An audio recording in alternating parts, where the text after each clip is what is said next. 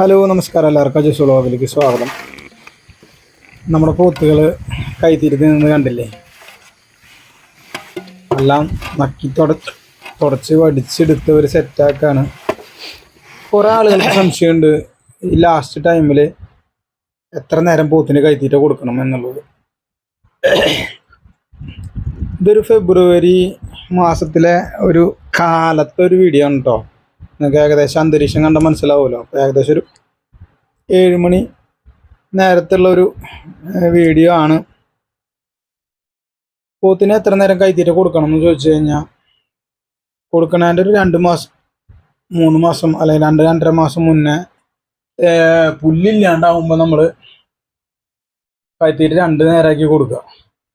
അത് 2 നേരമാക്കി കൊടുക്കുമ്പോൾ ഒരു നേരം ഹെവിയാക്കി കൊടുക്കുന്നത് സ്വല്പം കൂടി കൂടി 2 നേരമാക്കി കൊടുക്കും. 8 നേരം തന്നെ കണ്ടമാനം അളവിൽ ഇട്ട് കൊടുത്തതെന്ന് വെച്ച് കഴിഞ്ഞാൽ കണ്ടമാനം ഒരു വേസ്റ്റ് ആക്കും. പിന്നെ ഇവരുടെ ദഹന പ്രക്രിയ ആകെ താറുമാറാവും. അതുമാത്രമല്ല, തിന്നത് ശരീരത്തിൽ പിടിക്കാത്തൊരവസ്ഥ വരും. അങ്ങനെയുള്ള സമയങ്ങളിൽ നമുക്ക് കൂടുതലും എനിക്ക് തോന്നുന്നു കൈത്തീറ്റ ഹെവിയാക്കി കൊടുക്കുമ്പോൾ 2-3 നേരം 3 നേരമൊക്കെ ആക്കി കൊടുക്കാന്ന് പറഞ്ഞാൽ നമുക്ക് ബുദ്ധിമുട്ടാണ്. പക്ഷെ 2 നേരമാക്കി കൊടുത്താൽ വളരെ റിസൾട്ട് ആയിരിക്കും. നമ്മൾ ഒരു നേരം കൊടുക്കുന്നതിനെ വിട്ട് കുറച്ചും കൂടി അളവ് കൂട്ടി കൊടുത്തു കഴിഞ്ഞാൽ അത് നല്ലൊരു റിസൾട്ടിലേക്ക് എത്തും. ഇതിൽ നമ്മൾ എടുത്തിരിക്കുന്നത് 2 കിലോ പരുത്തി, 2 കിലോ കേസിൻ്റെ പെല്ലറ്റ്, അതുപോലെ തന്നെ 1 കിലോ ഗോതമ്പ് തോട്. ഏകദേശം ഒരു 150-160 രൂപ വരുന്ന രീതിയിലാണ് നമ്മൾ ഇത് ക്രമീകരിച്ചിരിക്കുന്നത്. ഇപ്പോൾ ഒരു പോത്തുള്ള 2 പോത്തുള്ള ആളാണെങ്കിൽ കഷ്ടി ഒരു നേരത്തെ തീറ്റ ചിലവ് ഒരു പോത്തിന് 25 രൂപ തൊട്ട് 30 രൂപയുടെ താഴെയാണ് വരുന്നത്. അപ്പോൾ 2 നേരം കൂടിയിട്ട് കഷ്ടി ഒരു 50 രൂപ 60 രൂപയുടെ റേഞ്ചിലാണ് ഒരു പോത്തിന് തീറ്റ ചെലവ് വരുന്നത്. ഇത് നമുക്ക് എന്താ പറയുക, ഇത് ഫെബ്രുവരിയിലത്തെ ആണെങ്കിൽ മാർച്ച് മാസം ആകുമ്പോൾ നമുക്ക് കുറച്ചും കൂടി പൈസ കൂടും കേട്ടോ. പക്ഷേ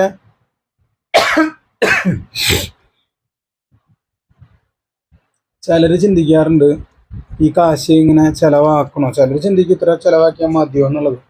പക്ഷേ എനിക്ക് തോന്നുന്നു നമുക്ക് ഫെബ്രുവരി കഴിഞ്ഞ് മാർച്ച് മാസം ഏപ്രിൽ മാസമൊക്കെ ആകുമ്പോൾ തീറ്റ ചിലവ് ഏകദേശം കൂടും. എൻ്റെ ഈ പോത്തുകൾ ഏകദേശം 20 രൂപ 15 രൂപ 20 രൂപ 25 രൂപ റേഞ്ചിൽ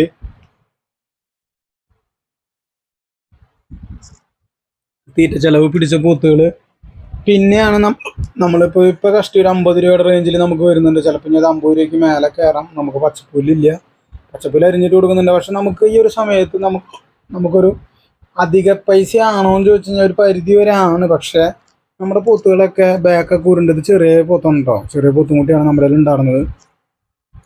നമ്മൾ ചെറിയ ഒരു പൈസ അല്ലെങ്കിൽ ഒരു 10-15 രൂപയുടെ മാറ്റം വേണമെങ്കിൽ പ്രതീക്ഷിച്ചു. നമ്മൾ സാധാരണ കൊടുക്കുന്ന തീറ്റേനേക്കാൾ ഒരു 10-15 രൂപ നമുക്ക് കൂടുതൽ ചിലവ് വരാം, അല്ലെങ്കിൽ ഒരു 20,000 രൂപ കൂടുതൽ ചിലവ് വന്നെന്ന് വിചാരിച്ചു. നമുക്കിപ്പോൾ എൻ്റെ ഈ എല്ലാ പോത്തുകൾക്കും കൂടിയിട്ട് എക്സ്ട്രാ ചിലവ് കിട്ടാവും. പക്ഷേ നമ്മുടെ പോത്തുകൾക്ക് ആ ചിലവ് നമ്മൾ ചിലവാക്കിയില്ലെങ്കിൽ വലിയ പെരുന്നാളുടെ സമയത്ത് പോത്ത് കച്ചവടം എങ്ങനെയാണെന്ന് വെച്ച് കഴിഞ്ഞാൽ കണ്ടമാനം വലിപ്പത്തിലേക്കോ കണ്ടമാനം ഹൈറ്റിലേക്കോ കണ്ടമാനം അങ്ങനത്തെ ഒരു സെറ്റപ്പ് ഒരു പരിധി വരെ ഉണ്ട്. പക്ഷേ ഉള്ള പോത്തുകൾ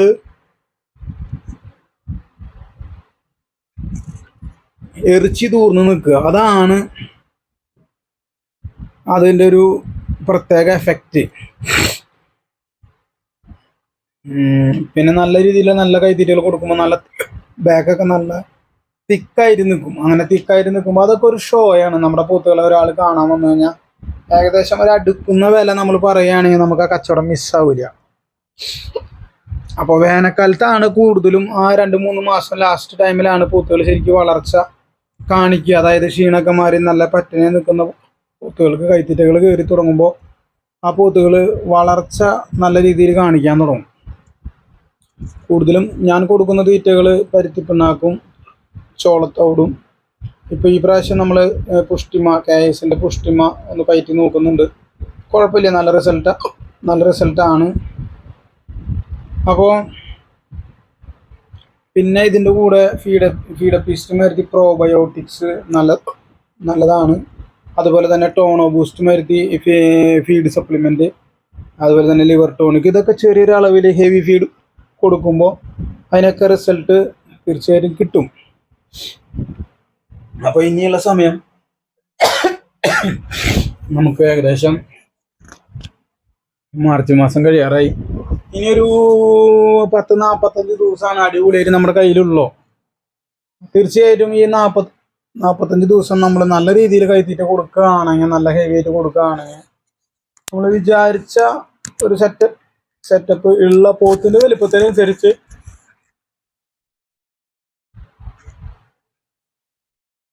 ആ ബാക്കൊക്കെ ഒന്ന് തൂർന്ന് കിട്ടുകയാണെങ്കിൽ നമ്മുടെ പോത്തുകൾ ഒരു ഷോയിലേക്ക് വരും. നമ്മുടെ പോത്തുകൾ ആരെങ്കിലുമൊക്കെ നോക്കാൻ വരികയാണെങ്കിൽ എന്താ പറയുക, പെരുന്നാളിൻ്റെ ആ ഒരു സമയത്തെ മോഹവിലാന്നൊന്നും ഞാൻ പറയില്ല, പക്ഷെ നമ്മൾ വിചാരിച്ചതിനേക്കാൾ ഒരു 1000, 1500, 2000 ഒക്കെ ചിലപ്പോൾ ഒരു പോത്തുമ്പോൾ കൂടുതൽ കിട്ടാം. അത് മാത്രമല്ല, വരുന്ന പള്ളി കമ്മിറ്റിക്കാരോ അല്ലെങ്കിൽ ആളുകളൊക്കെ വരുമ്പോൾ അവർക്കതൊരു പോത്തിൻ്റെ ഭംഗി കണ്ട്, ബാക്കിൻ്റെ ആ ഒരു ഫില്ലിങ് കണ്ട്, എപ്പോഴും പോത്തിൻ്റെ ബാക്ക് ഭാഗം നല്ല തിക്കിൽ, നല്ല അതിൻ്റെ വയറിൻ്റെ ഭാഗമൊക്കെ ഉടവില്ലാണ്ട് ബാക്കിലെ തൊടയുടെ ഭാഗങ്ങളൊക്കെ അല്ലെങ്കിൽ മസിൽ ഭാഗങ്ങളൊക്കെ നല്ല രീതിയിൽ തുടുത്ത് നിൽക്കുന്ന പോത്താണെങ്കിൽ, അത് എത്ര ചെറിയ പോത്താണെങ്കിലും ഇടത്തരം പോത്താണെങ്കിലും അതിനൊരു പ്രത്യേക ഡിമാൻഡാണ്, അതിൻ്റെ പ്രത്യേക ലുക്കാണ്. ആ ഒരു ലുക്കിലേക്ക് എത്തിക്കാൻ വേണ്ടിയിട്ടാണ് നമ്മളിപ്പോൾ 2 നേരമൊക്കെ കൈത്തീറ്റകൾ കൊടുക്കുന്നത്. പിന്നെ ഈ തീറ്റ തന്നെ നമ്മൾ ഒരൊറ്റ നേരമാക്കി കൊടുക്കുകയാണെങ്കിൽ ചിലപ്പോൾ അവർ പുല്ല് തിന്നുന്ന സംഭവങ്ങളിലൊക്കെ ചെറിയ മാറ്റം വരും, ദഹനക്കേട് വരും, അതങ്ങോട്ട് ശരിയാവില്ല. പക്ഷെ ഇട കലർത്തി നമ്മൾ പോത്തിന് കൈത്തീറ്റ കൊടുക്കുകയാണെങ്കിൽ അത് തീർച്ചയായിട്ടും നമുക്ക് നല്ലൊരു റിസൾട്ടിലേക്ക് എത്തും. എൻ്റെ രീതി എന്ന് പറഞ്ഞു കഴിഞ്ഞാൽ കാലത്ത് കൈത്തീറ്റ കൊടുക്കും, കാലത്ത് കുറച്ച് പുല്ലിട്ട് കൊടുക്കും, ഉച്ചയ്ക്കൊന്ന് മേത്ത് വെള്ളം അടിക്കും, ഉച്ചയ്ക്ക് പുല്ലിട്ട് കൊടുക്കും, വൈകുന്നേരം കുറച്ച് വക്കോലും അതിന് മേലെ വക്കോലിട്ട് കൊടുക്കുമ്പോൾ അത് വൈകുന്നേരം കൈത്തീറ്റ കൊടുക്കും. അതിൻ്റെ ഇടയിൽ കൂടെ 2 നേരം വെള്ളം കൊടുക്കും, പച്ചവെള്ളം, അല്ലെങ്കിൽ 1 നേരം പച്ചവെള്ളം വയറ് നിറച്ച് കുടിക്കാൻ കൊടുക്കും. കൈത്തീറ്റ പരമാവധി കൊഴുകൊഴുന്നാണ് വെച്ച് കൊടുക്കുക, വെള്ളം കണ്ടമാനാക്കി വെച്ച് കൊടുക്കില്ല. അത് കഴിഞ്ഞ് വക്കോല് അതിന് മുകളിൽ കൂടെ കുറച്ച് പുല്ലിട്ട് കൊടുക്കുക. അങ്ങനെ നിർത്തി തീറ്റിക്കും പോത്തുകളെ. നിർത്തി എന്ന് പറഞ്ഞു കഴിഞ്ഞാൽ വെയിൽ കൊള്ളാതെ, ശരീരം അനങ്ങാതെ 3 മാസം അല്ലെങ്കിൽ 2 മാസമൊക്കെ നല്ല രീതിയിൽ അവരെ നിർത്തി തീറ്റിക്കും. ആ ഒരു 10, 100, 120 ദിവസത്തെ വളർച്ച, അല്ലെങ്കിൽ ഒരു 100 ദിവസത്തെ വളർച്ച എന്ന് പറഞ്ഞു കഴിഞ്ഞാൽ നമ്മൾ ഈ ഒരു 5-6 മാസം നോക്കിയ പോത്തിൻ്റെ ഇരട്ടിയായിരിക്കും വളർച്ച. അതായത് നമുക്ക് കാശ് ചെലവുണ്ട് കേട്ടോ.